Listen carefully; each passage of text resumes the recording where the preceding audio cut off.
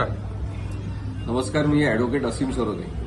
आज जयसिंगपूरमधल्या पुतळा आगमन सोहळ्याबद्दल आक्षेप घेणारी याचिका त्याची पहिली सुनावणी आज झाली आणि त्याच्यामध्ये याचिका जी आहे ती मुळात पुतळा समिती नसणं, पुतळ्याबद्दलचे जे GR आहेत त्याची अंमलबजावणी सरकारी यंत्रणांनी न करणं, त्यासाठी तिथले जे कोणी राजकीय नेते असतील त्यांनी दबाव आणून एकांगी आणि एकतर्फी पद्धतीने अपारदर्शक पद्धतीने पुतळा आणि त्याबद्दलच्या संमत्या घेणं असा विषय आहे. त्यामुळे याचिकेचा विषय खूप मोठा आहे आणि ती याचिका चालणार आहे. मला असं कळलं की कुणीतरी असं पसरवलं की डॉक्टर बाबासाहेब आंबेडकर पुतळा आगमन सोहळा दिमागात होणार आहे आणि सोहळ्याला स्थगिती देणारी याचिका न्यायालयाने फेटाळली.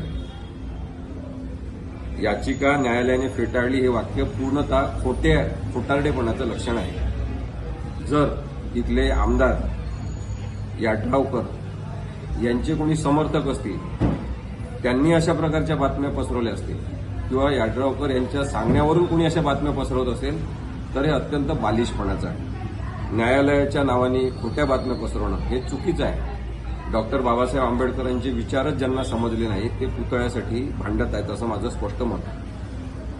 पुतळ्यापेक्षा जी मागणी मुळात करण्यात आलेली आहे ती दलित, मागासवर्गीय, आर्थिकदृष्ट्या कमकुवत अशा वर्गातील मुलांसाठी, युवक युवतींसाठी अभ्यासिका असली पाहिजे, लायब्ररी असली पाहिजे, त्यानंतर MPSC UPSC तयारी करण्यासाठी, अशा स्पर्धा परीक्षांची तयारी करण्यासाठी मार्गदर्शन केंद्र असलं पाहिजे आणि त्याच्यासोबत तिथे प्रेरणास्थान म्हणून डॉक्टर बाबासाहेब आंबेडकर यांचा पुतळा असला पाहिजे. अशा क्रमाने जी मागणी आहे ती अगदी उलटी करण्यात आली, ती मर्यादित करण्यात आली पुतळ्याच्या बद्दल.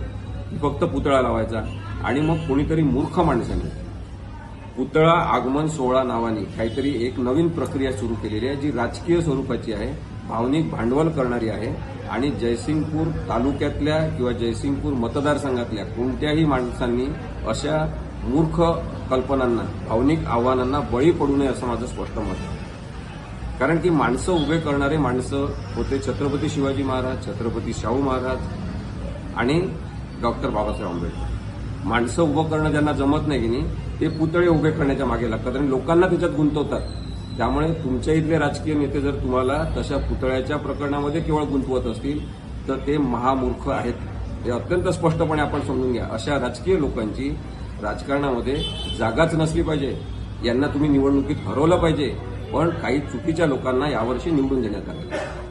त्यामुळे माझी स्पष्ट भूमिका आहे या संदर्भात की न्यायालयाचं नाव घेऊन कोणीही चुकीचा